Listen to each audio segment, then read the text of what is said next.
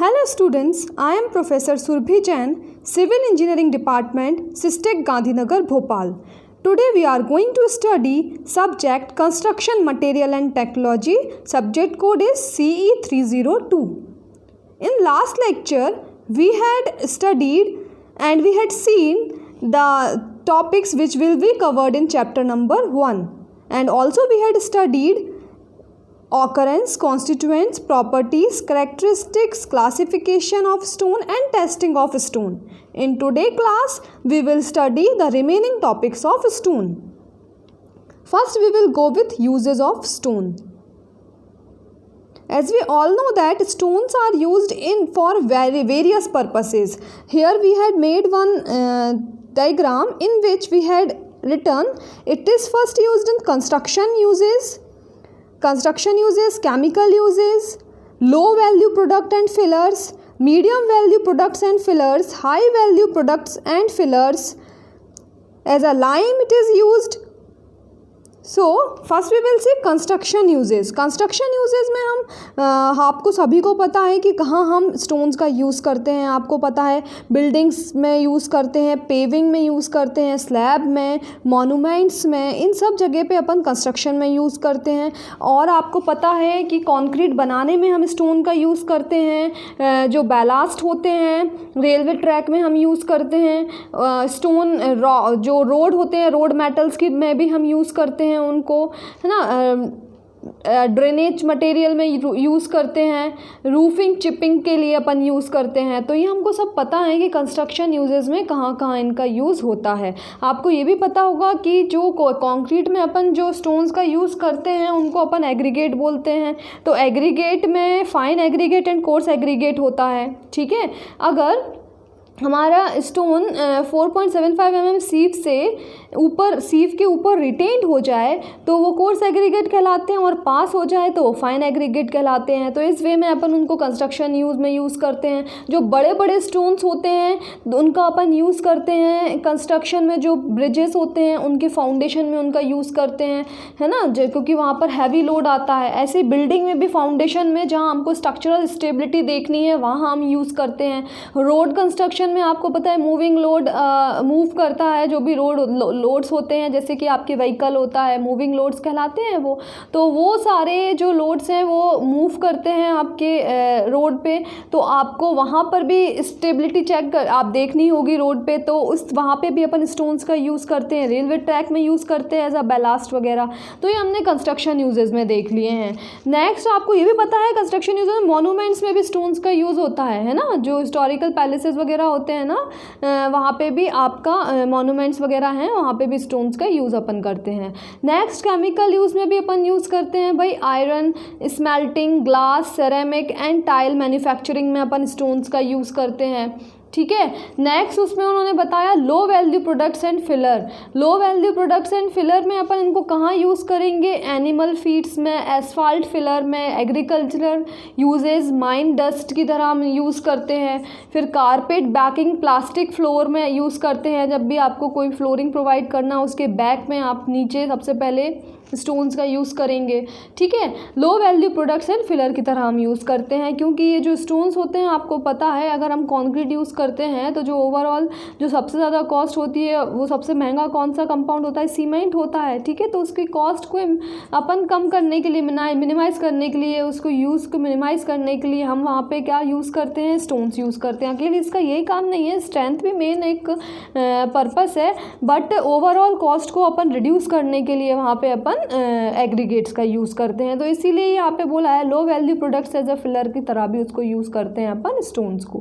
Next उसके बोला है कि fine to ultra fine lime stones जो होते हैं, बहुत फाइन और अल्ट्रा फाइन लाइम स्टोन्स होता है, उनका भी यूज़ होता है. कहाँ पर होता है? पहले तो उन्होंने बताया है medium value products and fillers में. तो इसमें उसने बताया house hold products, adhesive and sealants, paper filler, low cost paints and plastics. तो ये बहुत इंपॉर्टेंट है. यहाँ पे भी अपन स्टोन्स का यूज़ करते हैं पेंट्स वगैरह में, प्लास्टिक वगैरह में, सीलेंट्स की तरह यूज़ करते हैं, एडेसिव मटेरियल की तरह यूज़ करते हैं.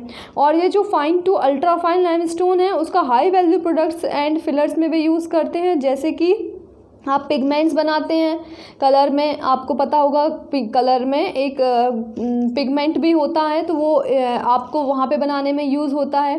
पेंट में, पेपर फिलर्स में यूज़ करते हैं अपन, प्लास्टिक में, फार्मास्यूटिकल्स, फूड एंड ड्रिंक्स में भी अपन यूज़ करते हैं स्टोन्स का, ठीक है।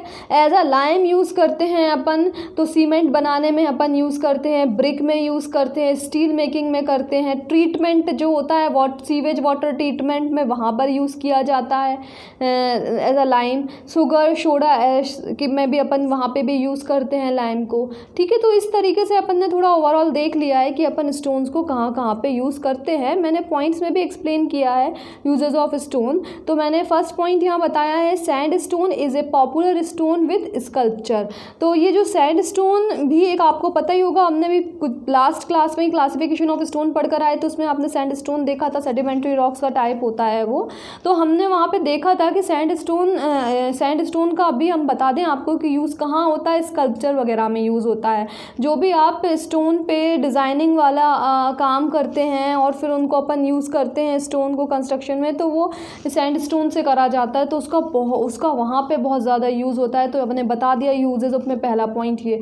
सेकेंड, लाइम स्टोन आपको ही पता है कि सीमेंट को मैन्युफैक्चर करने के लिए अपन लाइम को बर्न करते हैं, है ना। तो हमने पढ़ा था ना कि सीमेंट को बनाने में अपन लाइम स्टोन का भी यूज़ करते हैं। तो वहाँ पे अपन यहाँ बताया है कि वहाँ पे अपन स्टोन का यूज़ होता है।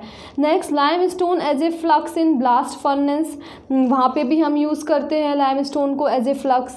नेक्स्ट है sandstone which is not so hard wearing और beautifully patterned is used for garden wall and path in landscaping. तो उन्होंने ये बता दिया कि अगर जो ब्यूटीफुली नहीं लग रहे हैं, मतलब अच्छे नहीं दिख रहे, उनका अपीयरेंस अच्छा नहीं है उन स्टोन्स का, तो हम उनको जो गार्डन की जो बाउंड्री होती है, वॉल होती है, वहाँ बनाने में, और या फिर जिस पाथ पे अपन वॉक कर रहे होते हैं वहाँ के लिए अपन उन सैंड स्टोन्स का वहाँ पे यूज़ कर सकते हैं, ठीक है। नहीं तो बाकी के तो स्कल्पचर में बन जाते हैं, बट अगर कोई ऐसे स्टोन्स हैं, सैंड स्टोन्स हैं जो हम यूज़ नहीं कर सकते फॉर अपीयरेंस अच्छे के लिए, वहाँ अपीयरेंस वहाँ अच्छा नहीं आ रहा है उन सैंड स्टोन्स का, तो हम वहाँ पे गार्डन वॉल में या फिर पाथ में यूज़ कर सकते हैं। Millions of tons of crushed rock are needed annually for road base, paving, ready mixed concrete and asphalt.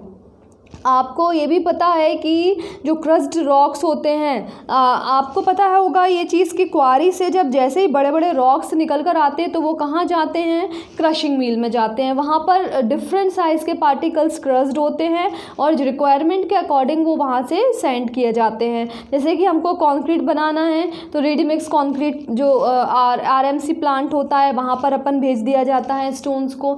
तो उसमें आपने देखा होगा कब अपन RMC प्लांट भी गए हुए हैं, या हम आपको ले जाएंगे। अभी आप 3rd सेमेस्टर में आए हैं, जब लॉकडाउन ख़त्म होगा तो उसमें हम आपको बताएंगे कि RMC प्लांट में जो स्टोन्स होते हैं वहाँ पे उनका वो बिल्कुल जो 0 साइज़ का जो स्टोन होता है वो भी उनको यूज़ करते हैं, as a fine aggregate use करते हैं, और जो कोर्स एग्रीगेट्स होते हैं 4.75 mm सीफ के ऊपर रिटेन्ड हो जाते हैं उनका यूज़ होता है। तो वो अलग अलग चैम्बर बना के रखते हैं, वहाँ पर स्टोर करते हैं और रिक्वायरमेंट के अकॉर्डिंग उनको वहाँ से अपन लोडिंग करके कंक्रीट बनाया जाता है। तो इस वे में वो यही बता रहा है कि मिलियन टन्स का क्रस्ड रॉक होता है, वो अपन एनुअली रोड के बेस पे, जो बेस बनता है रोड का बॉटम में, आपने सभी ने देखा होगा कि स्टोन्स डलते हैं, अपन स्टोन्स वहाँ पर बिछाते हैं, तो वो स्टोन्स का यूज़ करते हैं। पेविंग में यूज़ करते हैं, जहाँ पेवमेंट बनाते हैं। Ready mixed concrete and asphalt में यूज़ करते हैं। तो उन्होंने ये पॉइंट बताया। नेक्स्ट है, although would, straw and mud is used for houses in some part of the world, most buildings are preferred to be built of stone। आपने भी देखने लग गए हैं अभी मोस्टली लोग स्टोन की बिल्डिंग बनाना स्टार्ट करने लग गए हैं। राजस्थान में तो मेनली बनती है, जहाँ पे आपको ब्रिक ईजिली नहीं मिल पाती है, स्टोन ईजिली मिल जाते हैं जहाँ पे, तो वहाँ पे अपन स्टोन का कंस्ट्रक्शन करते हैं। और आप स्टोन का कंस्ट्रक्शन करते हो तो आपका पेंट वगैरह का जो खर्चा होता है वो बच जाता है, तो इसलिए लोग प्रेफर करने लग गए हैं। फेस वर्क में आपने देखा ही होगा कि बहुत सारे लोग आजकल टाइल्स या फिर कोई स्टोन से घर का जो फ्रंट पोर्शन होता है उसमें अपन यूज़ करने लग गए हैं स्टोन को, ठीक है। नेक्स्ट है बिल्डिंग वेल्स में, जब आपने देखा होगा वेल्स सभी जानते होंगे, कुएं वगैरह पॉन्ड्स वगैरह होते हैं, वहाँ पर भी स्टोन्स का यूज़ करते हैं। ठीक है। नेक्स्ट और है स्टोन्स का यूज़ एग्रीगेट में, मैंने बता ही दिया आपको, कंक्रीट में जो एग्रीगेट अपन यूज़ करते हैं वहाँ पर यूज़ करते हैं एज अ स्टोन का। फिर स्टोन वॉल्स भी बनाते हैं अपन, दीवार बनाते हैं, वॉल्स बनाते हैं स्टोन की, ठीक है। फिर roof tile in the form of slates, slates का यूज़ होता है, ये बहुत इंपॉर्टेंट एक स्लेट का यूज़ है कि वो उसको रूफ टाइल की तरह यूज़ करते हैं स्लेट को, ठीक है। तो स्लेट का अपन ने वहाँ यूज़ किया। Next moorum for covering and flooring of road surfaces, आपने कभी देखा होगा कि वो येलो कलर की मुरम होती है, वो स्टोन्स वगैरह को वहाँ पर डालने के बाद रोड सरफेस पे वो एक येलो कलर की मतलब लाल कलर की मिट्टी होती है, मुरम जिसको बोलते हैं, वो डालते हैं और फिर उसके बाद रोलर को ऊपर उसके ऊपर चला देते हैं, तो है ना, तो वो अप्लाई करते हैं, तो मुरम का वहाँ यूज़ होता है। Marble is widely used in construction industry for aesthetic purposes, beautification and strength, ठीक है, सही बात है, आपको पता ही है कि मार्बल का अपन कहाँ यूज़ करते हैं, कंस्ट्रक्शन इंडस्ट्री में तो करते हैं, लेकिन एस्थेटिक पर्पस के लिए करा जाता है, ब्यूटिफिकेशन के लिए करा जाता है, स्ट्रेंथ भी उसकी अच्छी होती है, क्योंकि जो मार्बल होता है वो कौन सा रॉक कहलाता है, वो आपका मेटामॉर्फिक रॉक कहलाता है ना, हमने पढ़ा था क्लासिफिकेशन में एग्जाम्पल, जो मार्बल है वो किसका एग्जाम्पल होता है, मेटामॉर्फिक रॉक का, ठीक है। तो ये हमने पढ़ लिया है यहाँ पे। तो आपको पता ही है कि हम उसको घर में यूज़ करते हैं फ्लोरिंग में, तो ब्यूटिफिकेशन के लिए यूज़ करते हैं मार्बल को, है ना। नेक्स्ट है limestone, limestone for burning lime and for the manufacture of Portland cement, Portland cement में लाइमस्टोन का यूज़ होता है ना। तो ये अपना हो गया। नेक्स्ट ये वाला, नेक्स्ट है shale is a component of brick and may also be used in manufacturing of cement, तो जो शेल है वो भी एक टाइप का रॉक होता है, तो उसको भी हम यूज़ करते हैं मैन्युफैक्चरिंग ऑफ सीमेंट में, ठीक है। नेक्स्ट है क्वारिंग। अब मैं एक और चीज़ बता दूं, एक मैं आपको ये बताना भूल गई, और भी बहुत सारे यूजेस होते हैं स्टोन के। एक और होता है पिचिंग में, पिचिंग आप समझते होंगे, जैसे आप कभी भी कोई डैम वगैरह के पास या नदी के किनारे गए होंगे, तो बैंक ऑफ द रिवर गए होंगे, या फिर कोई अभी अपना जैसे यहाँ पर ही भोपाल में लेक व्यू है वहीं गए होंगे आपने, तो जब आप वहाँ पे खड़े होते हैं उसकी बाउंड्री पर, तो वहाँ आपने देखा होगा नीचे की तरफ स्टोन्स लगे हुए हैं उस ज़मीन पे चारों तरफ आप देखेंगे तो वो स्टोन वो क्या चीज़ है, वो स्टोन पिचिंग कहलाती है। उसका मतलब क्या होता है, क्योंकि पानी क्या करता है, जैसे ही पानी किसी भी सरफेस पे पड़ेगा तो वहाँ से जो भी मटेरियल होता है उसको अपने साथ लेकर आने की कोशिश करता है, ठीक है। तो अब अगर हमने वहाँ स्टोन नहीं लगाए तो उस मिट्टी को वो क्या करेगा, वहाँ से पूरी की पूरी मिट्टी को लेते हुए आ जाएगा। एक समय के बाद वहाँ से पूरी मिट्टी हट जाएगी और जिस जगह पे हम खड़े होकर वहाँ से व्यू लेते हैं वो जगह ही नहीं रह जाएगी। समझ में आई बात? तो इसलिए वहाँ पर हम स्टोन लगा दिए जाते हैं, तो उसको अपन स्टोन पिचिंग बोलते हैं, जिससे नीचे की मिट्टी जो है, जो सॉइल है, वो वहाँ से निकल कर ना आए, ठीक है। नहीं तो आपका इससे एक और दिक्कत होती है, इससे एक और डिसएडवांटेज है, जो आपका रिवर है उसका जो डेप्थ है वो भी कम हो रही है ना, डेप्थ भी आपकी क्या हो रही है, रिवर की डेप्थ भी रिड्यूस हो रही है, तो इसलिए अपन यहाँ वहाँ पे स्टोन पिचिंग कर देते हैं। तो एक और मैंने आपको इम्पॉर्टेंट यूज़ बता दिया स्टोन का, बहुत इंपॉर्टेंट यूज़ है वो, ठीक है। नेक्स्ट है क्वारिंग। क्वारिंग मतलब क्या होता है कि स्टोन को जहाँ बेड है, जहाँ स्टोन का बेड है, जहाँ पे स्टोन बल्क में पाया जा रहा है, वहाँ से अपन वो स्टोन की खदान होती है, वहाँ से आप क्या कर रहे हैं, स्टोन को निकाल रहे हैं, निकाल कर लेकर आ रहे हैं बाय मीन्स ऑफ बहुत सारे मेथड्स। अभी वो मेथड्स ही अपन पढ़ने जाएंगे, तो वो क्या कहलाता है, क्वारिंग कहलाता है। The process of racking out stones from natural rock beds is known as the quarrying. मतलब आप क्या कर रहे हैं, वहाँ से नेचुरल जो रॉक बेड है वहाँ से आप स्टोन को रैक कर रहे हैं, मतलब निकाल कर लेकर आ रहे हैं, तो वो आपका क्या होता है, क्वारिंग कहलाता है। नेक्स्ट क्या है आपका, नेक्स्ट इसमें उसने डेफिनेशन ही बताई, the term quarry is used to indicate the expose surface of natural rock, ठीक है। तो अपन यहाँ पर ये भी करते हैं यहाँ पर। नेक्स्ट है it differ from the mining of ores of metal in that where quarrying is an operation carried out entirely on the surface. Mining involves digging below the ground, sometimes at considerable depth, है ना। तो अब आपको confusion हो सकता है कि फिर मैडम माइनिंग में फिर अपन mining of ores of metals करते हैं उसमें, और क्वारिंग में क्या डिफरेंस रह जाता है ना। तो माइनिंग में आप क्या करते हो, बहुत डेप्थ पे आप जाते हो और वहाँ से फिर मिनरल्स को निकाल कर लेकर आते हो, तो ऊपर की सरफेस पे जो रॉक्स वगैरह होते हैं उनका आपको कोई मतलब नहीं होता है। आपको पर्टिकुलरली आप क्या कर रहे हैं, कुछ डेप्थ पे जा रहे हैं और उसके बाद माइनिंग कर रहे हैं, वहाँ से जो भी इंपॉर्टेंट आपको मेटल्स वगैरह लेकर आने हैं वो आप लेकर आ रहे हैं वहाँ से। लेकिन रॉक्स में जो रॉक की खदान होती है तो पूरा एक चट्टान टाइप का अर्थ सरफेस पे और कुछ डेप्थ पे भी पाया जाता है, तो आप पूरा का पूरा वहाँ से वो क्या करते हो, उस खदान से रॉक को निकालते हो। ठीक है, तो उनमें ये डिफरेंस है दोनों में। नेक्स्ट है अब selection of site for Kwaring. तो आप कैसे साइट को सिलेक्ट करोगे क्वारिंग में, खदान से जब आप निकालोगे, तो we have to keep following factors into consideration while deciding about the location of a quarry site. तो फर्स्ट इसमें availability of sufficient quantity of the stone of desired quality, मतलब आपको पहले तो वहाँ पता करना पड़ेगा कि वहाँ पे सफिशिएंट क्वांटिटी है भी या नहीं स्टोन की, कि आपको वहाँ से रॉक सफिशिएंट मिलेंगे भी या नहीं, कि थोड़ा बहुत कुछ डेप्थ तक ही हैं रॉक्स, उसके बाद नहीं है, तो आपको वहाँ पे खर्चा बहुत ज़्यादा हो जाएगा, क्योंकि आप पूरा वहाँ पे सेटअप बनाओगे स्टोन का, क्वारी का, वहाँ से निकालोगे, फिर आप वहीं पे पास में आप क्रशिंग मिल भी देखो, मतलब बनाओगे, अपनी खुद की भी बनाओगे, तो इसमें आपका खर्चा बहुत ज़्यादा हो जाएगा। ठीक है, तो अपन क्या करते हैं कि स्टोन का अपन चेक कर लेते हैं, जहाँ पे भी आप स्टोन निकालने जा रहे हैं तो वहाँ की अवेलेबिलिटी आप चेक कर लेते हैं कि वहाँ पे स्टोन आपको प्रॉपर मिल भी रहे हैं या नहीं, सफिशिएंट क्वांटिटी में है भी या नहीं, और क्वालिटी भी ठीक है या नहीं। ऐसा तो नहीं कि उनका टेक्सचर ही ख़राब है, उसका अपीयरेंस ही अच्छा नहीं है, है ना। तो इस वे में आपको हर चीज़ें देखनी पड़ती हैं। सेकंड पॉइंट है प्रॉपर ट्रांसपोर्टेशन फैसिलिटीज़ है या नहीं। पता नहीं हम ऐसी जगह पे रॉक्स की खदान हम ढूंढ कर आ जाएँ जहाँ पे प्रॉपर ट्रांसपोर्टेशन ही नहीं है, रोड की कनेक्टिविटी ही नहीं है, तो आप कैसे वहाँ से आप तो इसका मतलब फिर आपको जो ट्रांसपोर्टेशन है वो बहुत ज़्यादा कॉस्टली पड़ जाएगा। ठीक है, तो अपन को ऐसी चीज़ें वहाँ पे देखनी पड़ेंगी। नेक्स्ट है चीप लोकल लेबर।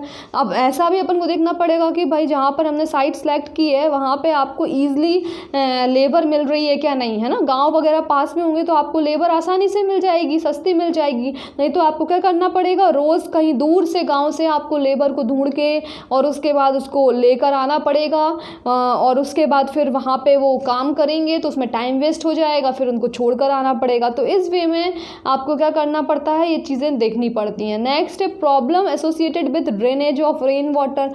भाई अगर पानी गिर रहा है, पानी का मौसम है, वहाँ पे पानी आपको पता ही है, ऐसे एरिया में पानी भी बहुत गिरता है जहाँ पे मतलब तो वहाँ पे ये बोल रहे हैं वो कि रेन वाटर जो भी है वो एक्यूमुलेट वहाँ पर ना हो, तो वो उसका प्रॉपर ड्रेनेज सिस्टम भी हो।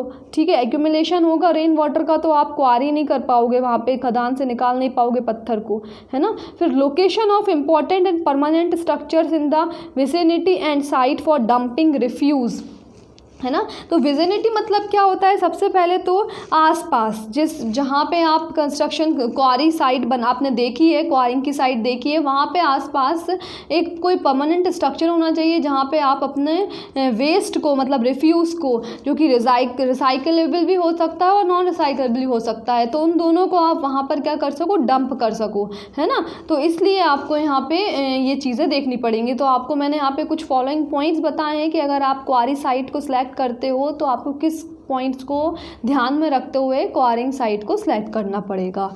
नेक्स्ट है आपका क्वारिंग टूल। तो क्वारिंग टूल कौन कौन से यूज़ होते हैं, तो मैंने कुछ यहाँ पे एक आपको ये डायग्राम बनाया हुआ है, इसमें कम से कम मैंने कुछ आपको बताए गए हैं कि कौन कौन से इंस्ट्रूमेंट्स का हम यूज़ करते हैं। जैसे कि ए वाला उसने बता दिया वेज है, वेज का यूज़ करते हैं, अभी मैं आपको बताऊँगी वेज का यूज़। फिर नेक्स्ट है पिन, इसका भी यूज़ किया जाता है।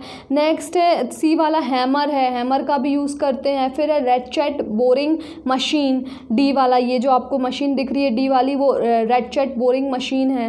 नेक्स्ट ड्रिलिंग की भी ज़रूरत पड़ती है तो ई वाला ड्रिलिंग है। एफ है डिपर, जी है टैंपिंग बार, एच है प्राइमिंग निडल, जे आई है आपका जंपर, जे है क्राउबार एंड के है chisel pointed wedge and last है आपका क्लेइंग आयरन, जो है आपका लास्ट वो है क्लेइंग आयरन, एल वाला पॉइंट। तो ये आपकी क्या है, सारे क्वारिंग टूल्स हैं जो आपको ज़रूरत पड़ती है आपको खदान से स्टोन्स को निकालने के लिए। तो अपन कैसे निकालते हैं स्टोन को खदान से वो अभी अपन देखते हैं, ठीक है, नेक्स्ट स्लाइड में। नेक्स्ट है आपका क्वारिंग मेथड। क्वारिंग मेथड क्या क्या है क्वारिंग करने के, मतलब आप कैसे खदान में से स्टोन्स को लेकर आते हैं। ठीक है, तो इसमें है आपके कुछ मेथड्स उन्होंने पहले बताई है theory. Rock suitable for the manufacture of stone material are called useful minerals and the operations involved in obtaining minerals are called mining. ठीक है, in the process of mining voids formed are called excavation and the mine deposits are the quarries. The purpose of quarrying is to obtain stone for various engineering purposes depending upon the nature and surface of rocks and the purpose for which stones are needed. Quarrying is done by excavating, wedging, heating और blasting. तो कुछ 4 important points हैं इनके through अपन क्या करते हैं, खदान से स्टोन को या रॉक को अपन वहाँ से निकालते हैं। ठीक है, तो अपन ये देखते हैं पॉइंट्स क्या हैं। मेथड ऑफ स्टोन क्वारिंग तो मैंने आपको कुछ यहाँ पर बताए हुए हैं, ये मैंने एक और एक्स्ट्रा है 4th वाला। तो ये 5 मेथड्स होते हैं, इनसे अपन क्या करते हैं, स्टोन का निकालते हैं। तो पहला मेथड है डिगिंग और एक्सकेवेटिंग। तो डिगिंग और एक्सकेवेटिंग आप देखिए, ये आपकी जो मशीन है ये क्या कर रही है, यहाँ से अर्थ सरफेस में कुछ ग्रेटर, पहले तो इस ऊपर की सरफेस पे से स्टोन वो जो भी मटेरियल है उसको हटाएगी, फिर उसके बाद ग्रेटर डेप्थ पे जाते जाते धीरे धीरे करके जो भी आपका स्टोन वहाँ से है, वहाँ से आप बरीड स्टोन को अर्थ को वहाँ से निकालती जाएगी। Stone buried in earth or under loose or overburden are excavated with pick axes, crowbar, chisel, hammers etcetera. और उसके बाद आप इस मशीन का भी यूज़ कर सकते हैं और वहाँ से भी आप स्टोन्स को एक्सकावेट कर सकते हैं अर्थ सरफेस से। ठीक है, डिग करके। नेक्स्ट ये मैंने कुछ एक और एग्जांपल, एक और डायग्राम बना के रखा हुआ है, आप देख सकते हैं एज अ, मतलब ये आपको दिख रहा है इस वे में वो स्टोन को क्या करते हैं, एक्सकेवेट करते हैं। आप छोटे इंस्ट्रूमेंट्स का भी यूज़ करते हैं, उन्होंने बताया यहाँ पे पिक एक्स का यूज़ कर लो, क्राउबार का कर लो, चेसल का कर लो, हैमर्स का कर लो, और बड़े स्केल पे आप कर रहे हैं अगर डिग कर मतलब एक्सकेवेट कर रहे हैं स्टोन को, तो आप ये वाला प्रोसेस यूज़ कर सकते हैं। नेक्स्ट है वेजिंग। वेजिंग में मैं आपको पहले बहुत सिंपल तरीके से बता दूं, वेजिंग कुछ भी नहीं होता है। अर्थ सरफेस से सेकंड वाला आपको डायग्राम दिखाई दे रहा है, ये वाला प्लग एंड फेदर वाला। तो इसमें क्या करते हैं, वो अर्थ सरफेस के ऊपर वो प्लग होता है, पहले तो फेदर अप्लाई कर देते हैं और फिर प्लग अप्लाई कर देते हैं। कोई होल बनाने के बाद, वहाँ पे होल बनाने के बाद फेदर्स लगा देते हैं, फिर बीच में प्लग लगा देते हैं और ऊपर से हैमरिंग करते हैं। तो पर्टिकुलर कॉर्नर से वो क्या कर जाता है, क्रैक पड़ जाते हैं, और जैसे ही क्रैक पड़ता है तो उसको हम वहाँ से स्टोन्स को वहाँ से निकाल लेते हैं। तो अब डीपली क्या है अपन देख लेते हैं, कितने डायमीटर का होल करना है, कैसे करना है, क्या करना है, वो अपन देख लेते हैं। सबसे पहले उसने बताया है कि अगर आप this method is mainly used for rock of sedimentary type which are comparatively soft such as sandstone, limestone, marble, slate, laterite।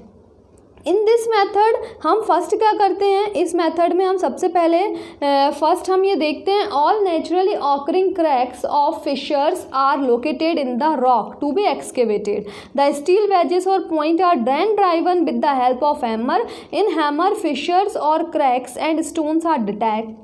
The split out blocks of stones can be converted into the marketable form and supplied to users। इसमें कुछ भी नहीं है, सीधी सी बात ये है कि हम सबसे पहले चेक कर लेते हैं कि वहाँ पे पहले से ही कोई क्रैक तो प्रेजेंट नहीं है। अगर पहले से ही कोई क्रैक प्रेजेंट है तो अपन स्टील वेज का या स्टील पॉइंट का यूज़ करके आप उनमें और गहरे क्रैक्स बना दो और वहाँ से फिर अपन क्या कर सकते हो, स्प्लिट करके वहाँ से, और वहाँ से स्टोन्स को अपन लेकर आ जाओ और फिर अपन सप्लाई कर दो। लेकिन इफ़ नेचुरल क्रैक और फिशर्स डू नॉट अपीयर, अगर वो अपीयर होते ही नहीं है, देन हम क्या करते हैं, आर्टिफिशियल क्रैक हम फॉर्म करते हैं। तो उसके लिए हम क्या करते हैं, होल करते हैं और सरफेस के ऊपर, रॉक के सरफेस के ऊपर ड्रिल करते हैं, होल बनाते हैं, और the hole are normally 12 mm in diameter and 20 to 25 mm deep depending upon the type of rock and also desired size और thickness of the excavated stone. तो ये तो आपको समझ में आ ही गया होगा। The hole are generally drilled with the help of pneumatic drill machine होती है, न्यूमेटिक ड्रिल मशीन होती है, उससे अपन होल्स को ड्रिल कर लेते हैं। ड्रिल करने के बाद each hole is provided with 2 pieces of feathers and a conical wedge or plug inserted in each hole. तो बहुत सारे आप रॉक सरफेस पे बहुत सारे होल बना देते हैं ड्रिल मशीन से, न्यूमेटिक ड्रिल मशीन से, जिसका डायामीटर 12 mm होता है और जो डेप्थ होती है, जिस डेप्थ पे हमको रॉक को ड्रिल करना है, वो 20 to 25 सेंटीमीटर की होती है डेप्थ की। दोनों तरफ अपन फेदर्स अप्लाई करते हैं, जैसे आपको डायग्राम में दिख रहा है, बीच में प्लग लगा देते हैं कॉनिकल शेप का, और ऊपर से अपन क्या करते हैं, फिर हैमरिंग करते हैं, और फिर क्या हो जाता है, क्रैक पड़ जाते हैं और हम वहाँ से लार्ज स्टोन्स को वहाँ से निकाल लिया जाता है। तो उसने यही बोला है, after drilling each hole is provided with 2 pieces of feathers and a conical wedge or plug inserted in each hole. Sometimes if rock to be excavated is soft, dry wooden plugs are inserted between the feathers put in the holes. After lightly fitting all the wooden plug, water is sprinkled on them. Wet wooden plug swells and exert a large force to split the stones along the line of the holes. After splitting, the stone is taken out and converted into desired form. तो उसने ये भी बताया है कि आप लकड़ी के भी यूज़ कर सकते हैं। तो लकड़ी के फिर अपन उसके ऊपर क्या करेंगे, पानी अप्लाई कर देंगे तो वो एकदम से स्वेल करेगा, तो उसमें क्रैक अप्लाई हो जाते हैं। या फिर आप हैमरिंग एक्शन से भी वहाँ से वेजिंग के थ्रू वेजिंग में आप निकाल सकते हैं स्टोन रॉक को। तो समझ में आ गया। एक पहला इसमें पहला पॉइंट था, अगर पहले से ही क्रैक हैं हमारे रॉक के सरफेस पे, तो आप स्टील वेज और स्टील पॉइंट का यूज़ करके वहाँ से आप डिटैच कर सकते हैं स्टोन्स को। अगर नेचुरल क्रैक प्रेजेंट नहीं है तो आपको आर्टिफिशियल क्रैक डेवलप करना पड़ेगा रॉक के सरफेस के ऊपर। उसके लिए आपको होल बनाने पड़ेंगे, ड्रिल करना पड़ेगा न्यूमेटिक ड्रिल मशीन से, और जो डायामीटर रहेगा वो 12 mm रहेगा, 20 to 25 सेंटीमीटर डीप रहेगा वो जो होल का साइज़ है। और उसमें अपन फेदर सेप लगा देंगे बोथ साइड पे और बीच में प्लग लगा देंगे। और आप या तो हैमरिंग एक्शन से या तो वुड का, अगर प्लग वुड का होगा तो उसके ऊपर पानी अपन डाल देंगे तो वो स्वेल करेगा, तो इसके कारण क्रैक जनरेट होने लग जाएंगे स्टोन में। प्रेशर के कारण प्रेशर क्रिएट करेगा वो, तो इसके कारण वो स्प्लिट हो जाएंगे स्टोन उधर से, तो उसी वहीं से जहाँ से क्रैक पड़ेगा, तो अपन वहाँ से स्टोन को वहाँ निकाल लेंगे। तो वो एक मेथड हो गया आपका वेजिंग वाला मेथड। नेक्स्ट है हीटिंग मेथड। हीटिंग में क्या करते हैं अपन, आपको दिख रहा होगा इस डायग्राम में, अर्थ सरफेस के ऊपर बहुत सारे जगह पे रॉक्स जहाँ पर हैं उसके ऊपर अपन लकड़ियाँ से, अपन अगर कोई गड्ढा वगैरह है तो बहुत ही अच्छी बात है, गड्ढे में अपन लकड़ी को डाल के वहाँ पे आग जला देंगे, तो वो जैसे इस रॉक आपका हीट गर्म होगा तो उसमें क्रैक पड़ना स्टार्ट हो जाएंगे। फिर अपन आसानी से रॉक को वहाँ से एक्सकवेट कर सकते हैं, निकाल सकते हैं। तो heating is most suitable for quarrying small thin and regular block of stone from rock such as granite and gneiss. ये दो कुछ रॉक्स होते हैं, ग्रेनाइट, नीज वगैरह रेगुलर ब्लॉक्स होते हैं, मतलब इनको अपन क्वारी करने के लिए यूज़ करते हैं हीटिंग वाला। A heap of fuel is piled on the surface of rock in small area. तो मतलब इसमें क्या है, हीप मतलब होता है कि आपने लकड़ी का ढेर बना दिया अर्थ सरफेस के ऊपर, रॉक सरफेस के ऊपर, जहाँ पे आपको रॉक को क्वारी करना है, और वहाँ पे आग लगा दी। तो हीप में जैसे आप आग लगा दोगे वो आग पकड़ लेगा। आप चाहो तो उसमें नीचे मतलब रॉक में आप थोड़ा सा गड्ढा करके भी वहाँ पे कर सकते हो, तो वो पूरा उतना पोर्शन हीट हो जाएगा और फिर वो क्रैक कर जाएगा, तो वहाँ से आप क्वारी कर सकते हो रॉक की। फिर नेक्स्ट है the loosened rock portion are broken into pieces of desired size and are removed with the help of pick axe and crowbar. इन दो इंस्ट्रूमेंट की मदद से अपन वहाँ से रॉक को या स्टोन को निकाल सकते हैं जो लूज हो जाते हैं रॉक। फिर stone blocks so obtained are very suitable for coarse rubble masonry. Sometimes immediate layer are to be separated from the top and bottom layer. तो अभी अपन ये जो रबल मैसनरी आपको बताया, कोर्स रबल मैसनरी के बारे में बताया है, ये हम आपको ये जो मैसनरी अपन पढ़ेंगे स्टोन मैसनरी उसमें मैं बताऊंगी। तो ये जब अपन वॉल बनाते हैं मैसनरी की, मैसनरी आपको पता ही है जैसे ब्रिक वॉल मैसनरी अपन बनाते हैं, तो जो दीवार बनाते हैं अपन ब्रिक से, वही मैसनरी कहलाती है। लेकिन अपन यहाँ पे क्या कर रहे हैं, स्टोन की बना रहे हैं, तो ये कोर्स रबल मैसनरी कहलाएगी। मैं बताऊंगी आपको कोर्स रबल मैसनरी क्या होती है। तो वहाँ पे भी हम स्टोन ब्लॉक्स का यूज़ कर सकते हैं, यहाँ से जो अपन को मिलते हैं। In such a case the immediate layer is heated electrically and the expansion separates it from the other two. ठीक है, तो इस वे में अपन वहाँ से हीटिंग से निकाल सकते हैं। अब quarrying with channelling machine, channelling machine से अपन निकालते हैं। इसमें क्या है, in this method the channelling machine driven by steam, compressed air और electricity are used to make vertical और ऑब्लिक ग्रूव्स और channel on the rock mass. ठीक है, तो आपको ये समझ में आ ही गया होगा कि आप क्या करते हैं, आप सरफेस के ऊपर आप बाय स्टीम मशीन को आप ड्राइवन करते हैं बाय स्टीम, कंप्रेस्ड एयर और electricity are use to make vertical और ऑब्लिक ग्रूव्स। अब वहाँ पे अपन ग्रूव्स बनाते हैं, गड्ढे बनाते हैं और चैनल बनाते हैं रॉक मास में। These machines make rapidly the grooves having length of about 24 metre, width of about 50 mm to 75 mm, depth of about 2.4 centimetre to 3.7 centimetre. The process consist of the following steps. The channel are cut around the stone block which is to be removed from the rock mass. आप क्या करते हैं, वहाँ से channel आप बना देते हैं जहाँ पे आपको रॉक को रिमूव करना है। The horizontal holes are drilled beneath the block. Horizontal holes बनाते हैं, वो जो उनकी लेंथ होती है होल्स की वो 24 मीटर होती है, विड्थ 50 से 75 mm होती है, डेप्थ उसकी 2.4 सेंटीमीटर से 3.7 सेंटीमीटर होती है। तो आपने होल्स बनाए horizontal. The wedges are driven into hole and the block is then broken loose from this bed. तो अब क्या करते हैं, अपन वहाँ से वेजेस को ड्राइव करते हैं होल्स में और block is then broken loose from the bed. अगर वहाँ से जो भी आपका लूज जो रॉक्स वहाँ से क्रैक पड़ने के बाद लूज हो जाते हैं तो वहाँ से आप क्या कर लेते हैं, उनको वहाँ से निकाल लेते हैं। This process of separation of stone from the rock mass is almost invariably employed in case of limestone, marble and other soft stone, sand stones. अगर जो भी सॉफ्ट सैंड स्टोन्स वगैरह होते हैं वहाँ पर हम ये प्रोसेस को अप्लाई करते हैं। नहीं तो वैसे तो मेनली 4 प्रोसेस होते हैं आपके, जो मैंने आपको पहले पढ़ाया एक्सकेवेटिंग और डिगिंग, सेकंड हमने पढ़ाया था वेजिंग, फिर हमने थर्ड पढ़ा था हीटिंग और फोर्थ एक्चुअली हमने ये पढ़ा उसके बाद एक होता है ब्लास्टिंग। तो ये मेथड भी अपन यूज़ कर सकते हैं, बट सॉफ्ट स्टोन में यूज़ करते हैं। ठीक है, तो ये आपका मेथड हो गया क्वायरिंग विथ चैनलिंग मशीन। फिर है ब्लास्टिंग। ब्लास्टिंग में क्या करते हैं, बहुत इंपॉर्टेंट मेथड है ये। इसमें एक्सप्लोसिव्स होते हैं, उनको अपन कुछ डेप्थ पे, पर्टिकुलर डेप्थ पे एक्सप्लोसिव्स का यूज़ करते हैं। जैसे डायनामाइट होता है ना, ब्लास्टिंग कॉटन होता है, कॉर्डाइड होता है, इन सब का यूज़ करते हैं अपन और कुछ डेप्थ पे इनको रख देते हैं और ब्लास्ट कर देते हैं। In this method the explosives are used to convert rock into small pieces of stones.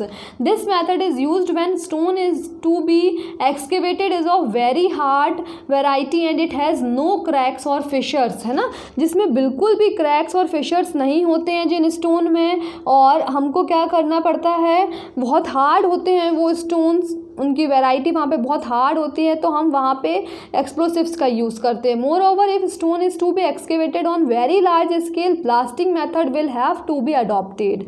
No definite size blocks can be excavated by this method. आपको कोई पर्टिकुलर साइज़ का रॉक नहीं मिलेगा, यहाँ से स्टोन नहीं मिलेगा, ब्लास्ट होगा, डिफरेंट साइज़ के पार्टिकल्स आपको वहाँ से मिलेंगे। पार्टिकल्स भी बोल सकते हैं, बड़े बड़े रॉक्स भी बोल सकते हैं, वो आपको वहाँ से मिलेंगे।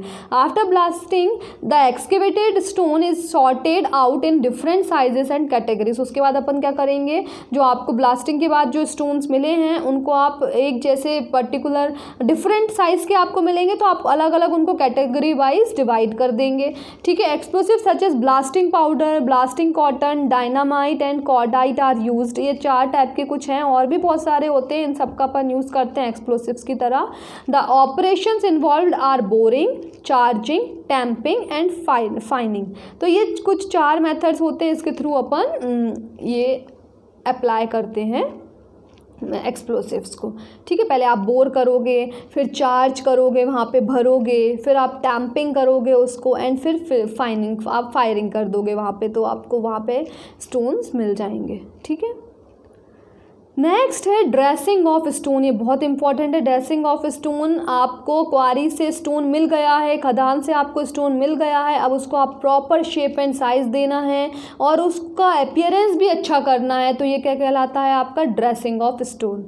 तो इसमें क्या है, a quarried stone has rough surface which are dressed to obtain a definite and regular shape. Dressing of stone is done immediately after quarrying and before seasoning to achieve less weight for transportation. अपन ऐसा नहीं करते, जैसे ही वहाँ से क्वारिंग हो जाती है वहीं पे अपन एक क्रशिंग प्लांट भी लगाते हैं, या फिर अपन वहाँ क्रशिंग नहीं करना है आपको तो लोग ड्रेसिंग करने के लिए वहाँ पे मशीन रखते हैं। तो उससे क्या हो जाता है, जब आप ट्रांसपोर्ट करते हो आप, तो आपका ट्रांसपोर्टेशन कॉस्ट होता है वो रिड्यूस हो जाता है, ठीक है। तो इसलिए अपन जैसे ही वहाँ से खदान से स्टोन मिलता है वहीं पे आप ड्रेसिंग कर लेते हो, जिससे कॉस्ट क्या हो जाता है, रिड्यूस हो जाता है।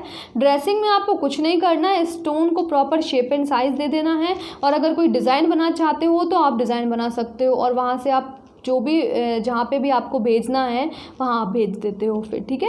Dressing of stone provides pleasing appearance, proper bedding with good mortar joint, special shape for arches, copings, pillars etcetera, ठीक है। तो आप उसने बस आपको यही बताया है कि प्रॉपर बेड मिल जाता है, मोर्टार का जो जॉइंट होता है वो भी ठीक होता है ना, ज़्यादा मोटाई की ज़रूरत नहीं पड़ेगी आपको, प्लीजिंग अपीयरेंस होगा। अगर आपने आड़े टेढ़े स्टोन्स को अगर आपने कंस्ट्रक्शन में यूज़ कर लिया तो इतना प्लीजिंग नहीं लगता है जितना प्रॉपर शेप एंड साइज का होता है, ठीक है।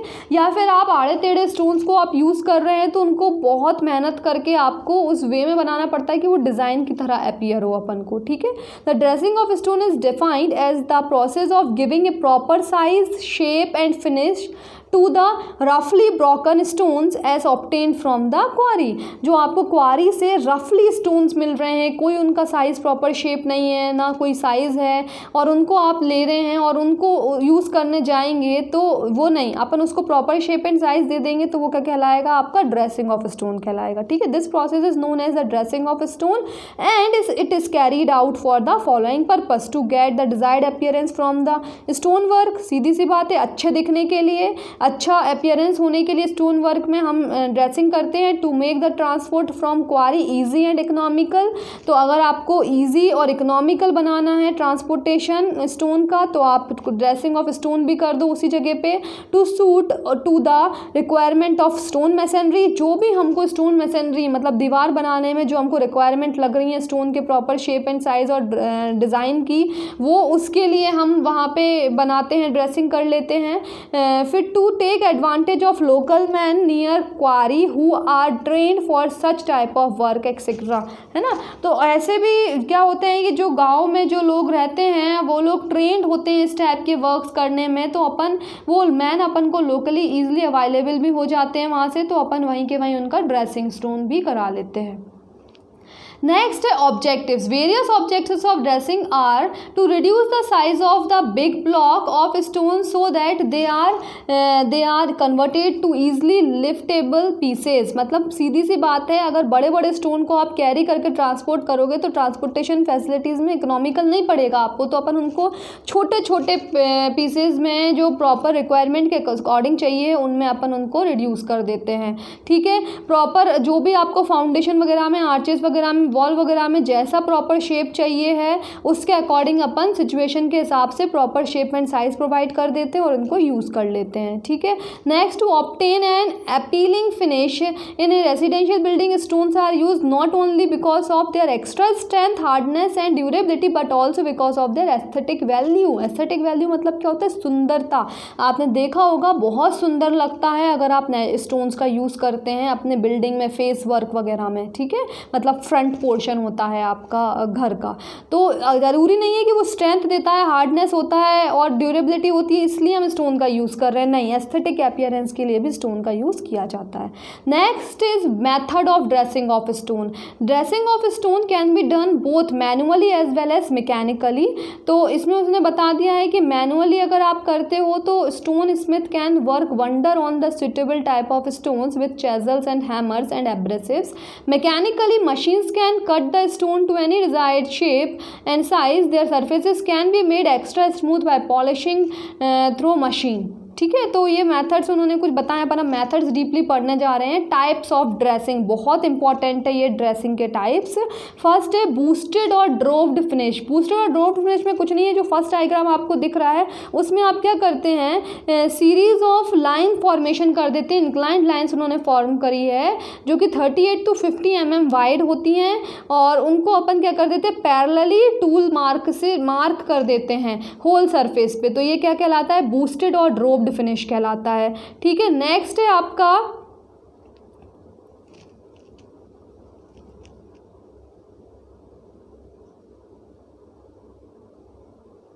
ठीक है, नेक्स्ट आपका है यहाँ पे, नेक्स्ट जो है ड्रैग्ड और कॉम्ड फिनिश। ड्रैग्ड और कॉम्ड फिनिश में क्या होता है, इसमें आप देख रहे होंगे डायग्राम में, इस डायग्राम में आप देख रहे होंगे, इस डायग्राम में उन्होंने यहाँ जो ड्रैग्ड फिनिश है इसमें आपने कॉम्ब से उन्होंने कुछ सरफेस से डिज़ाइन मार्क कर दिए। जो कॉम्ब होती है ना, स्टील की कॉम्ब, जो अपन जिससे अपन अपने बाल को सही करते हैं, तो वो कॉम्ब स्टील की होती है, उसमें टीथ बने हुए रहते हैं स्टील के, उनसे आप सरफेस के ऊपर ड्रैग कर देते हो, तो वो क्या कहलाती है, ड्रैग्ड फिनिश कहलाती है। ठीक है, नेक्स्ट है आपका, ये डायग्राम दोनों के मैंने बना दिए हैं, आपको बता दिए। नेक्स्ट है फॉरवर्ड फिनिश। फॉरवर्ड फिनिश में आप देख रहे हैं सरफेस को क्या कर देते हैं आप, कुछ मार्जिन होती है 20 mm विड्थ की, उस सरफेस के ऊपर वो जो सेंटर वाला पोर्शन दिख रहा है उसको आप प्रोजेक्ट कर देते हो 15 mm से। ठीक है, पहले मार्जिन मार्क करते हो आप चारों तरफ 20 mm की, और फिर मार्जिन मार्क करने के बाद उतने पोर्शन को आप वहाँ से हटा देते हो, उसकी एजेस को, और जो सेंटर पोर्शन होता है वो 50 mm से प्रोजेक्ट हो जाता है अपवर्ड डायरेक्शन। प्रोजेक्ट कैसे होगा, जब जो मार्जिन आपने बनाई थी 20 mm की, उसको आप रिमूव कर दोगे, वहाँ से संक कर दोगे, नीचे की तरफ धकेल दोगे। कैसे करोगे, जब वहाँ से कट करोगे सरफेस को, और इस तरीके से जो सेंटर वाला पोर्शन है वो 15 mm से प्रोजेक्ट हो जाएगा, और उसके ऊपर नंबर ऑफ वर्टिकल और हॉरिजॉन्टल ग्रुप्स आप बना दोगे जो कि 10 mm वाइड होते हैं। ठीक है, वो आप उन पे बना दोगे। This finish is generally adopted to make the quoins prominent, है ना, तो उसके लिए अपन यूज़ करते हैं, जो फेस वर्क वगैरह के लिए यूज़ करते हैं, वहाँ पे अपन इन सबको यूज़ करते हैं फॉरवर्ड फिनिश को। नेक्स्ट है plain finish. In this type of finish the surface of stone is made approximately smooth with a saw और विथ ए चेसल। अब प्लेन फिनिश में कुछ भी नहीं होता है, सरफेस को आप बस स्मूथ कर देते हो, प्लेन फिनिश कहलाती है। पॉलिश फिनिश में क्या होता है, आप पॉलिश कर देते हो, जिससे क्या हो जाता है, मशीन वगैरह से, जिससे ग्लॉसी अपीयरेंस आ जाता है स्टोन के ऊपर। पॉलिशिंग अगर आप स्टोन के ऊपर कर दो तो चमकदार हो जाएगा, ग्लॉसी अपीयरेंस आ जाएगी। ठीक है, नेक्स्ट है आपका रेटिकुलेटेड फिनिश। रेटिकुलेटेड फिनिश में अपन देखें, रेटिकुलेटेड फिनिश का डायग्राम आपको दिखाई दे दिया है। इसमें भी वो क्या करता है, मार्जिन मार्क कर लेता है 20 mm की चारों तरफ, और उसके बाद बीच में जो आपको रेगुलर सरफेस दिख रहे हैं ना, वो 10 mm के होते हैं, और वो डाउनवर्ड डायरेक्शन है 5 mm तक वो क्या होते हैं, सिंक कर जाते हैं अंदर की तरफ, और वहाँ पे वो उतनी सरफेस को अपन वहाँ को निकाल लेते हैं बाय इंस्ट्रूमेंट से। तो वो आपको इस तरीके से कैसा अपीयरेंस दिखता है, पॉक मार्क्ड अपीयरेंस दिखता है ना, मार्क्ड अपीयरेंस दिखता है, पॉक मार्क्ड अपीयरेंस। तो इसमें उसने कुछ भी नहीं करा, मार्जिन मार्क कर ली 20 mm की वाइड की, और उसके बाद उसने क्या करा है, उसने उसके बाद जो बीच में जो सेंटर में आपको दिख रहा है इरेगुलर शेप है, वो उनको सिंक कर देते हैं डाउनवर्ड डायरेक्शन में, वहाँ से मतलब रॉक को वहाँ से रिमूव कर देते हैं, तो ये पॉक मार्क्ड अपीयरेंस दिखाई देता है। ठीक है, नेक्स्ट है hammered dressed finish. Hammer dressed finish का ये डायग्राम आपको दिख रहा है, कुछ नहीं करता, स्टोन सरफेस के ऊपर हैमरिंग कर देता है।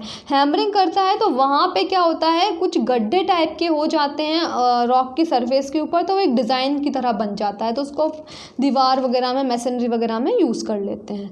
नेक्स्ट है आपका रब्ड फिनिश। रब्ड फिनिश में कुछ भी नहीं होता है, आप उस सरफेस को रब कर देते हैं, जिससे आप उसमें रबिंग करने के बाद पानी से और सैंड से तो वो सरफेस चिकना हो जाता है, तो वो रब्ड फिनिश हो गया। टूल्ड फिनिश क्या होता है, कोई टूल होता है, नुक्लियर टूल होता है, उससे अपन हॉरिजॉन्टल या इंक्लाइंड या वर्टिकल मार्क्ड लाइन बना दो उस सरफेस के ऊपर, रॉक के ऊपर, तो वो टूल्ड फिनिश कहलाता है। संक फिनिश क्या कहलाता है, आप क्या कर रहे हो, उसमें कोई भी sinking the surface below the original level, आपका जो रॉक दिख रहा है उसको आप कोई डाउनवर्ड डायरेक्शन में सिंक करा रहे हो, ओरिजिनल लेवल पे जा रहे हो, ओरिजिनल लेवल से बिलो जा रहे हो, आप जो साइज था उसका उससे आप बिलो जा रहे हो, है ना, तो वो कैसे करते हो, वाइड ग्रुप्स बना देते हो, चैम्फर्स बना देते हो, इंक्लाइन सरफेस बना देते हो, तो इस वे में ये आपका डिज़ाइन मार्क हो जाता है संक फिनिश में। नेक्स्ट क्या है, self faced or rock faced or quarry faced finish. इसमें क्या कहते हैं, sometimes stone as obtain from the quarry possesses smooth surface and they can be directly placed on the work such as a stone surface is termed as self faced or rock faced or quarry faced finish. इसमें वो कुछ भी नहीं बोल रहा है, इसमें बस इतनी सी बात बोल रहा है। कभी कभी क्या होता है कि स्टोन जैसे हमको क्वारी से मिलते हैं वो उनकी सरफेस लगभग स्मूथ ही होती है और जैसे हमको मिलते हैं वैसे के वैसे हम यूज़ कर लेते हैं उनको, तो वो क्या कहलाता है, क्वारी फेस फिनिश कहलाता है। ठीक है, तो इस वे में हमने टाइप्स ऑफ ड्रेसिंग पढ़ लिए हैं, 11 टाइप की ड्रेसिंग।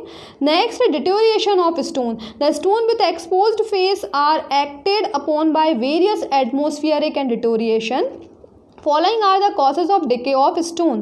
तो कुछ कॉजेज मैंने आपको बता दिए हैं, alternate wetness and drying, frost, impurities in atmosphere, living organism, movement of chemical, nature of mortar, rain water, temperature variations, vegetable growth, wind. तो ये कुछ उन्होंने बताए हैं डिटोरिएशन होते, जैसे कि आप देख रहे हैं जो स्टोन की सर्फेसिस होती है इसके ऊपर बहुत सारे कुछ डिटोरिएशन होते हैं। हिस्टोरिकल पैलेसेस देखिए, काई जम जाती है, ठीक है, तो बहुत लिविंग ऑर्गेनिजम्स आ जाते हैं, वेजिटेबल ग्रोथ हो जाती है। तो ये सब के कारण हमारे स्टोन क्या हो जाते हैं, डिटोरिएट हो जाते हैं, ख़राब होने लग जाते हैं। तो अब देखते हैं अपन, जैसे कि ये देखिए आप, ये सरफेस से वेजिटेबल्स यहाँ से प्लांट वगैरह उगने लग गए, क्रैक पड़ जाते हैं। ठीक है, तो ये कुछ उन्होंने बताया, जिसके देखो आप इसमें भी देख रहे हो ये काई टाइप की पड़ गई है। तो ये सब हो जाता है हमारे स्टोन के सरफेस के ऊपर। तो वो ये कुछ उन्होंने पॉइंट्स बता दिए। अल्टरनेट वेटनेस एंड ड्राइंग होता है, एकदम से ड्राई हो रहा है, एकदम से गीला हो रहा है सरफेस, तो उस कारण से हो जाता है। ठीक है, फ्रोस्ट एक्शन हो जाता है, हिली स्टेशन में, कोल्ड प्लेसेस में मॉइस्चर क्या हो जाता है, प्रेजेंट हो जाता है पोर्स में, और वो पोर्स में फ्रोस्ट मतलब आइस के फॉर्म में फ्रीज हो जाता है, वो बर्फ बन जाता है, और एकदम से वो जो उसका वॉल्यूम होता है वो एक्सपांड होता है, फूलता है वो, तो उसके कारण क्रैक पड़ने लग जाते हैं। तो ये फ्रोस्ट एक्शन हो गया। इम्प्योरिटीज़ इन एटमोसफियर, एटमोसफियर में बहुत सारे टाइप की इम्प्योरिटीज़ होती है। जैसे कि आपको एग्जांपल दे दूँ ताजमहल का कलर डाउन हो रहा है, क्यों? बिकॉज एटमोसफियर में इम्प्योरिटीज़ है, एसिड फ्यूम्स वगैरह होते हैं इस इंडस्ट्रीज से जो निकलते हैं, उसके कारण कलर चेंज हो जाता है हमारे स्टोन का, जो ओरिजिनल कलर होता है उससे। ठीक है, नेक्स्ट लिविंग ऑर्गेनिजम्स, आपको पता है वॉर्म्स वगैरह, बैक्टीरियाज वगैरह स्टोन के सरफेस पे उगने लग जाते हैं। ठीक है, तो वो अच्छा अपीयरेंस उसका ख़राब हो जाता है। ठीक है, और उसकी स्ट्रेंथ भी डिटोरिएट हो जाती है। तो लिविंग ऑर्गेनिजम्स का हो गया। फिफ्थ, मूवमेंट ऑफ केमिकल्स, है ना। मूवमेंट ऑफ केमिकल्स में क्या होता है कि if stones of different variety such as limestone और sandstone are used side by side in the same structure, the chemical formed by the action of atmospheric agency on one variety में move on the other and cause the deterioration of that other. मतलब reactions होने लगता है, जैसे कि हमने limestone sandstone का use करा और साइड में कोई केमिकल्स वहाँ से रिलीज हो रहा है तो उनमें रिएक्शंस होने लग जाता है, तो उसके कारण भी डिटोरिएशन होने लग जाता है हमारे स्टोन्स में। ठीक है, रेन वाटर के कारण भी होता है। ठीक है, the rain water acid, the action of rain water on stone is twofold, physical and chemical. The rain wet the surface of stone and it is dried by sunshine. Such alternate wetness and drying result in disintegration of stone. This is the physical action of rain water. The rain water acid descent through the atmosphere to the surface of the earth, absorbs carbon dioxide, hydrogen sulfide and other gases is present in the atmosphere. These gases act adversely on stone and they cause decay of stone. This is the chemical action of rain water. chemical action के कारण क्या हो जाता है भाई, हमारे surface में, stone के सरफेस में डिके होने लग जाता है। ठीक है, तो इसलिए रेन वाटर भी क्या करता है, हमारे सरफेस को डिके करता है।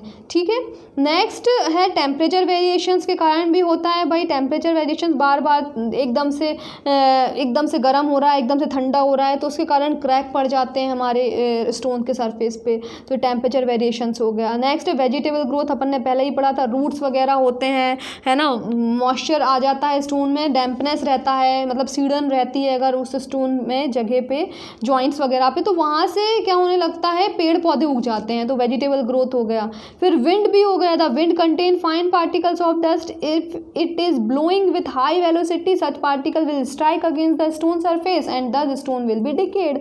तो ऐसे ही अगर बहुत ज़्यादा हैवी पार्टिकल्स होते हैं, डस्ट पार्टिकल्स होते हैं, वो अगर स्ट्राइक कर जाते हैं सरफेस के ऊपर, तो भी फिर हमारे विंड के कारण उनमें डिटोरिएशन होने लग जाता है स्टोन के सरफेस के ऊपर। Nature of mortar, the mortar used as a binding material in stone masonry में such that it may react chemically with any one of the constituents of stone and thus it may lead to disintegration of stone. सीधी सी बात है, अगर motor को हम use कर रहे हैं जॉइंट्स पे दीवार बनाने में, मैसनरी वॉल बनाने में, तो वो रिएक्ट कर सकता है मोटार, तो इसके कारण जो हमारा स्टोन होता है वो डिसइंटीग्रेशन होने लगता है, टूटने लगता है, तो ये नेचर ऑफ मोटार के कारण भी डिटोरेशन होता है। ठीक है, next is retardation of decay of stone. तो following precaution should be taken to retard the decaying action of weathering agencies on the stone. First is compact siliceous stone. It is desirable to use only compact siliceous stones for the external surface of important building. These stones must have a dense crystalline texture. The use of sandstone cemented with the siliceous binding material should be made, and use of limestone of calcareous sandstone with open texture should be avoided for the external surface in industrial town. Second is external rendering.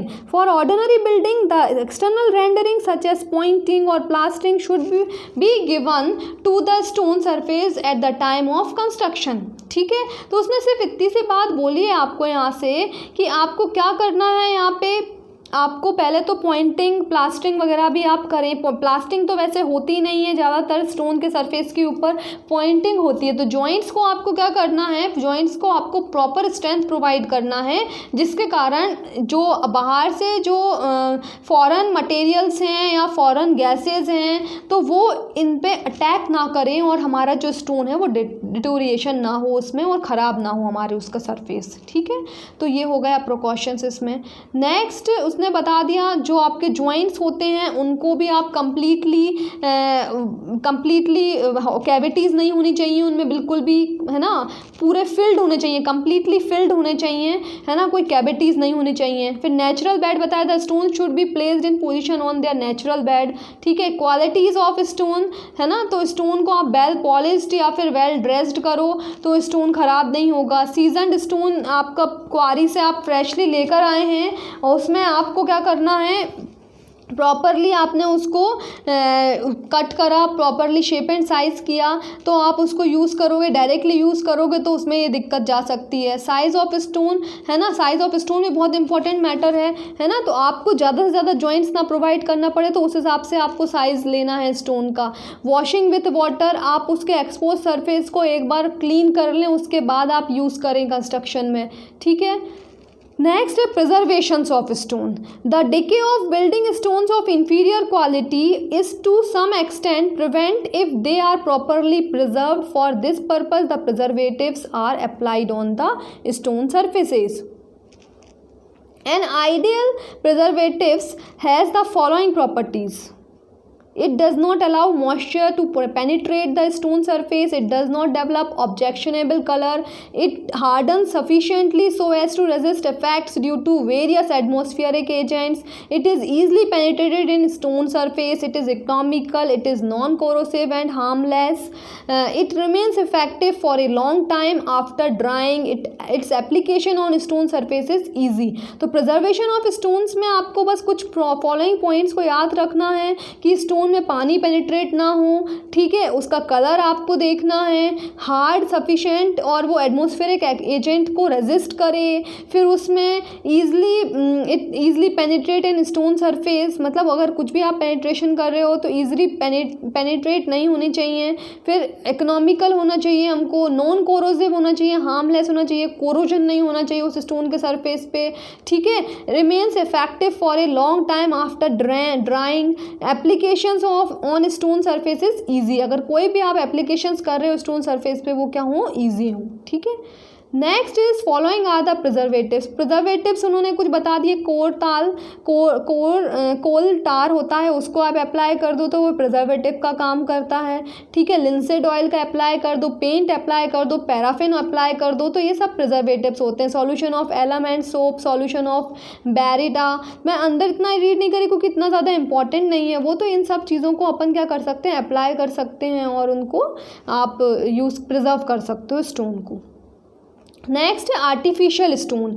Artificial stone मैं आपको बताऊं यहाँ पे cement concrete artificial stone होता है। अपन fine aggregate, coarse aggregate, water और cement के मिक्सचर से अपन सीमेंट कॉन्क्रीट का क्यूब बनाते हैं, वो आर्टिफिशियल स्टोन कहलाता है। उसको आप यूज़ कर सकते हो अगर आप रॉक्स का यूज़ नहीं कर रहे तो। जो ये आपको इस वे में दिखेगा, देखिए नेक्स्ट है मोज़ेक टाइल्स। मोज़ेक टाइल्स क्या होते हैं, ये देखिए आपने देखा होगा अपने घरों में बहुत सारे कलर के टाइल्स अपन यूज़ करते हैं, ठीक है। जो बचे खुचे होते हैं उनको ही अपन मोटार वगैरह के साथ मिला के अपन एक डिज़ाइनदार टाइल्स बनाते हैं, तो वो मोज़ेक टाइल्स कहलाता है।